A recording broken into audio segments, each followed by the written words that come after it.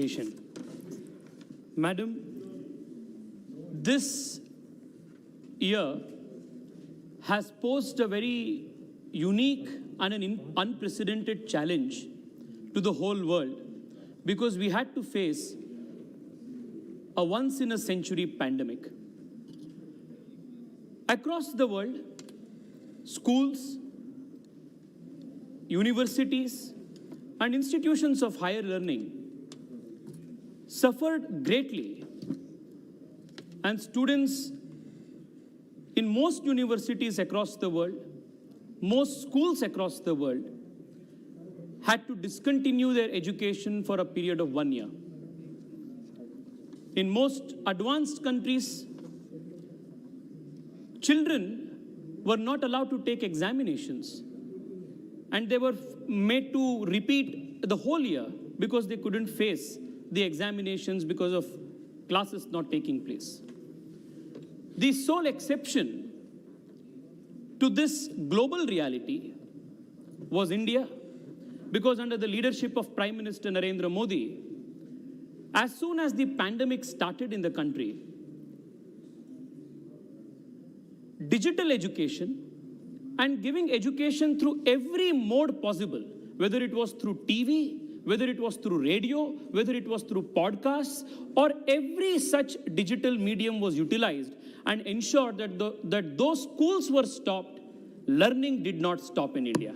In that direction, I want to, at the very outset, congratulate our Prime Minister as well as the Minister for Education, Shri Ramesh Pokhriyal ji, for unprecedented leadership in this COVID period. I would just want to recollect some very important steps that were taken during this time, Madam.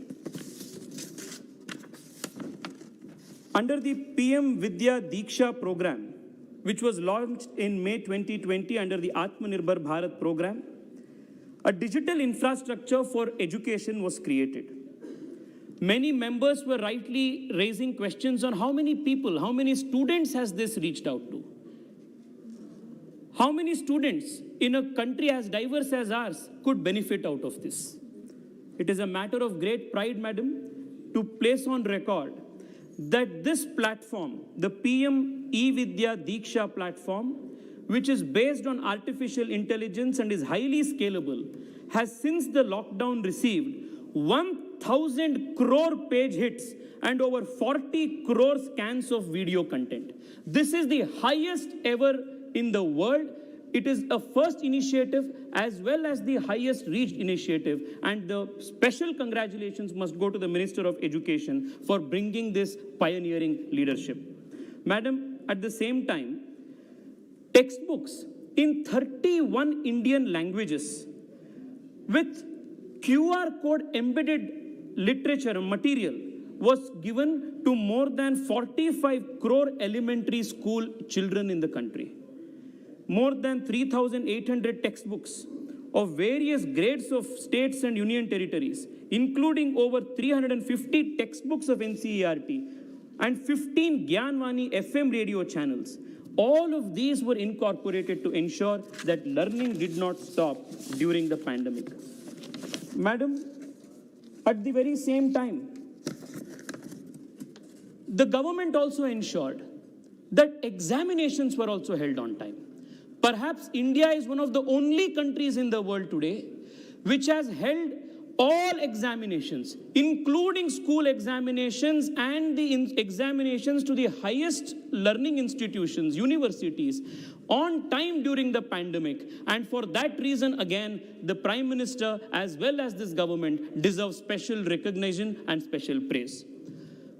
Even during this COVID pandemic, this country formulated and adopted the National Education Policy 2020. Madam Speaker, the National Education Policy 2020 is going to be the most important, most comprehensive, as well as the most far-reaching reform ever made in history of India. It is directly going to affect the largest number of population, especially the population of young Indians across the country. This policy is reviewing India's education policy after 1986. after a long period of 36 years. I would just want to use this opportunity to place on record a few observations on the national education policy and how this is going to transform the future of this country. Madam Speaker, India had a very hoary tradition of educational institutions. Before the British came, we had excellent universities, the Nalanda, the Takshashila. All of these universities were centers of excellence for around the world. It was attracting students from different parts of the world. Unfortunately, from the time of the British, the Macaulayan education systematically destroyed the very spirit of indigenous education. After 1947, we had a golden opportunity to set this record straight and revisit the strength of the Indian education, traditional Indian education system. However, post-1947, the Jawaharlal Nehru and the Maulana Azad duo did not let the Macaulayan form of education in India stop. They did not reform this education, but only continued the follied British education system in letter and spirit. For the first time in India's independent history, in 2020, this government, under the leadership of our Prime Minister, has ushered in the national education policy, which is a root and branch transformation of the Indian education policy and puts a full stop to the Macaulayan draconian system of education. Let me just put on record 2 or 3 important facets of this education policy. Madam, the primary education system, most of us are educated members of parliament. We have seen from close schooling and primary education. The primary education system in India was woefully afflicted by 2 very important problems. One was the problem and challenge of enrollment of students, ensuring accessibility and affordability of primary education. The second was ensuring early education.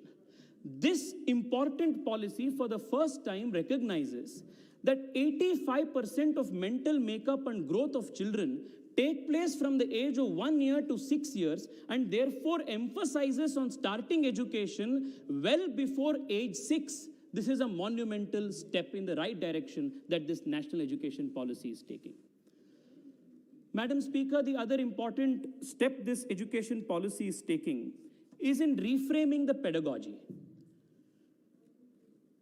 If I were interested in most of the schools, including me when I was in school, most of us have faced this problem. Suppose a student is interested in sports, or suppose a student is also interested in art or music.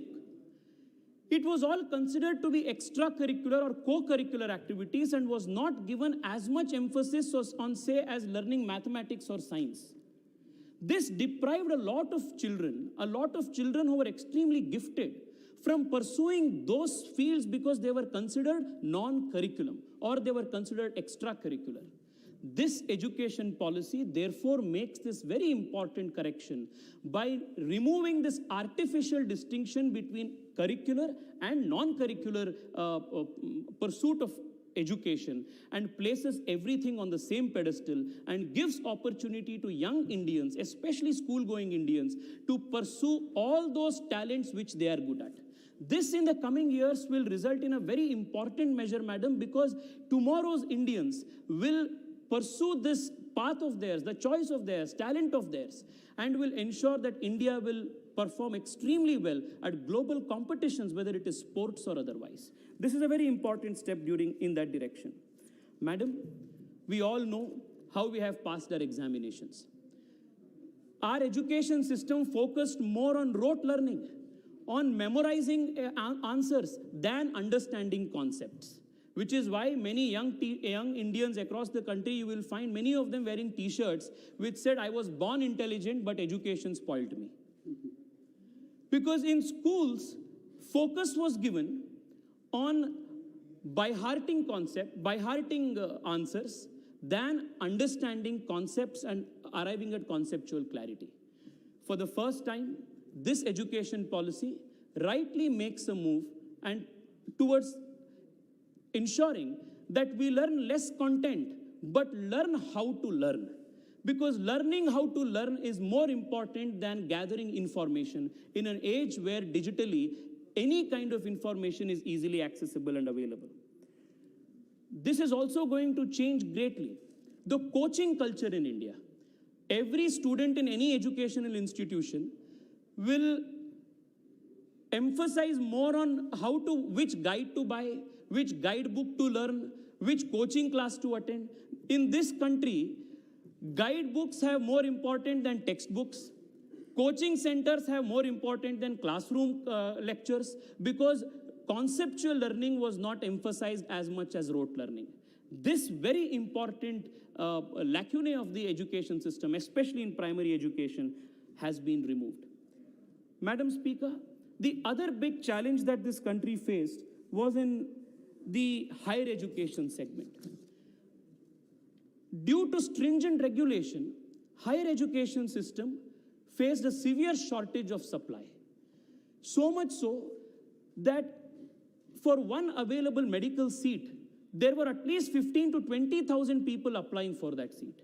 This created a system where capitation fees was highly charged. Corruption was resulting in corruption in higher education. So much so that a young Indian coming from a middle class family or a lower middle class family could not even dream of getting a medical seat, because a medical seat was literally auctioned in this country. If we go outside and find out, medical seats are auctioned for 50 lakh rupees, 1 crore rupees. This is the kind of artificial supply-demand problem that was created because competition was not allowed. The whole higher education sector was not allowed for free players to operate. Madam, it is of great importance to note that after 2014, under the leadership of Prime Minister Narendra Modi, capacity addition in higher education has been an area of extreme importance.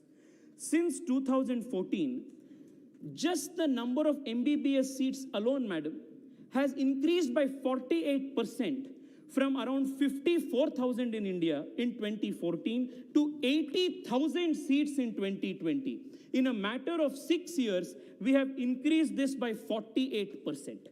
The PG seats, PG radiology, PG gynecology, these are auctioned, literally sold outside for 1 crore, 2 crores, making it a pipe dream for young Indians to achieve medical education. But today, PG seats have increased by 79% from 24,000 in 2014 to 54,000 in 2020, madam. This again is due to the Prime Minister's leadership. In 2014, madam, the number of medical colleges in India was only 381. By end of 2020, there are 541 medical colleges in India, a jump of 50% in the number of medical colleges in India. This is just an indication of how even in higher education, capacity building has become a very, very important progress step towards this. Madam, while we are here, I just want to bring on record one very important aspect, madam. This national education policy focuses on local language, mother tongue education, and local context-based education. Madam Speaker, I come from Karnataka. My mother tongue is Kannada. There are many parliamentarians here who are from different parts of the country. Unfortunately, during all our formative years in school, we learned more about Shakespeare than we learned about our own writers. We learned more about Scotland and the British history than we learned more about Tanjavur and the temples of the south. Madam, on this point alone, the great educationist Ananda Kumaraswamy, criticizing the problem of the English education in 1909, said this, and I will quote, "The most crushing indictment of the English education is that it destroys all capacity for the appreciation of Indian culture. Speak to the ordinary Indian graduate on the ideals of the Mahabharata. He will hasten to display his knowledge of Shakespeare. Talk to him of religious philosophy. You will find that he is an atheist of the crude type common in Europe a generation ago. Not only has he no religion, but he is as lacking in philosophy as the average Englishman. Talk to him of Indian art. It is news to him that such a thing exists. Ask him to translate a letter written in his own mother tongue. He does not know it. He is indeed a stranger in his own land. Of all Indian problems, the educational is the most difficult and most tragic. The quote ends here. Madam Speaker, this education policy has emphasized learning in mother tongue. Coming from South, where regional languages, whether it is Kannada, Tamil, Telugu, Malayalam, it is unfortunate, madam, that for such a long time in this country, generations of generations, Indians were judged, their intelligence, their capability was based on understanding and testing their capacity for English language and not on the capacity of what they indeed knew. This was the tragedy of the Indian education system. This is being corrected for the first time. The second aspect, madam, is that encouragement of learning of different Indian languages is being done. I want to learn Punjabi. I want to learn Bengali. This was not allowed.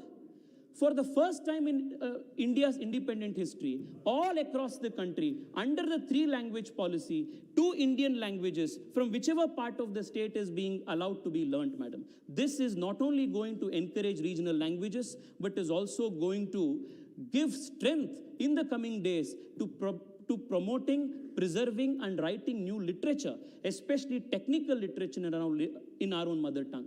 I want to use this opportunity, Madam Speaker, to ask people from the DMK, to ask people from other political parties who say that the BJP is a party of the Hindi parties. Hindutva is not Hindi. Hindutva means respecting and promoting all regional languages, culture, and everything. It is the first time in India's history that a government under the leadership of the Prime Minister Narendra Modi is encouraging and promoting all regional Indian languages, promoting regional languages, mother tongue education. No government in the history of independent India has done this before. This is a very important prospect. Madam, I want to conclude, madam, just with one. Madam, Madam Speaker, I will conclude in 1 minute, madam, in just 1 minute. Madam, this budget specifically speaks of the National Research Foundation. Madam, for any country to progress, especially a country with a young population, we need to focus on research and development. Our budget this time speaks of the National Research Foundation and allocates 50,000 crores over 5 years, which will ensure that national thrust areas for research will be compensated adequately and young Indians will perform cutting-edge research in state-of-the-art laboratories and bring in new technology, madam. In all, madam, I would want to conclude by saying this. A new India can be built only on the foundation of a new education policy. This new education policy focuses on the development of the Indians' economic, spiritual, social, and constitutional morality. In a Subhashita in Sanskrit, it was said, what are the core values of education? Vidya dadati vinayam, vinaya dadati patratam, patratva dhanamapnoti, dhanat dharmam tatas sukham. This was the meaning. It meant education must give humility. Humility will build character. Character will lead to raising of earning, creation of wealth in the righteous and ethical manner, which will lead to happiness of society. This national education policy is based on foundational principles of Indian indigenous thought, which will usher in a new India, where India will be technically advanced and Indian education will be the best in the world and second to none. I congratulate the Honorable Minister for Education and our Prime Minister for ushering in these very, very important and vital reforms. Thank you, madam, for this opportunity. माननीय सांसद श्रीमती बीना देवी जी।